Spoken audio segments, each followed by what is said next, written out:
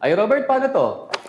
Ano ba yan? Oh, this is about motion. It's about the motion in a line in physics, which deals with displacement, velocity, acceleration. And here we're talking about the graphical representation. How do we interpret? So you need to have your mathematical background. You also need to have your physics concept. So if you don't have both of them, then that means you have to work on them, or let's move on to the next. So, refer to the velocity versus time graph. What is the acceleration of the object from 4 seconds to 7 seconds? Gusto niya malaman acceleration. How do you compute for acceleration? Delta V over time? Change or delta V or the velocity, the change in velocity over the change in time. Then from this, that's the time that you look at the graph and know how to interpret both the change in velocity and the change in time. So we're talking about the acceleration from 4 seconds to 7 seconds. Therefore, what is the change in velocity from 4 seconds to 7 seconds?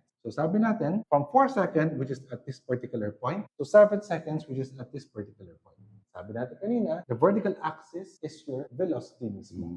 Therefore, you have to get the y coordinate of the point. So this point, it's from 30 to where? To negative 30. Nag-decrease ka, di ba? So that means yung final mo na negative 30 minus mo yung initial na 30. That's the change in velocity. How about the change in time? From 4 seconds to 7, so 7, the final, minus the initial, which is 4. So this will give us actually negative 60 over 3, or simply negative 20 meters per second squared, because it is acceleration. That's why ang sagot natin dito dapat ay letter A. So this is how you solve it algebraically. Graphically, paano? Ano bang ibig sabihin ng change in velocity over change in time in this graph? Remember, the velocity is your y-axis. So the change in velocity is a change in y coordinate. Time, change in time, that means a change in the x. The change in velocity over change in time in this graph is actually the change in y over the change in x. If you recall in math, what is the change in y over the change in x? The slope. That is simply your slope. In one look, ano masasabi natin? Leaning towards the left. Technically kasi ito pababa. What kind of slope do we expect to have? Negative Positive slope. or negative? A negative slope. A negative slope. So automatically, out na si C,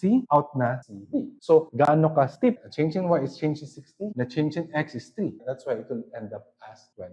So it gives you a hint and somewhat gives you a sort of a prediction na yan kung ano more or less magiging value. So again, ang sagot natin is letter A, negative 20 meters per second squared. Yes, feeling ko papasa na ako ng UPCAT.